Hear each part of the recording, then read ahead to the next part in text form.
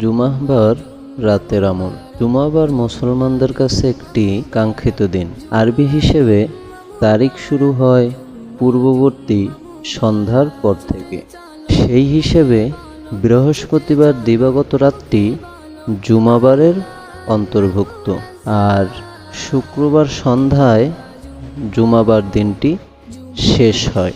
জুমাবার দিন শুরু হলেই কিছু ফজিলতপূর্ণ আমলের দিকে নজর দেওয়া উচিত, কেননা জুমাবার পুরো দিনটি আমল ও দোয়া কবুলের উপযুক্ত।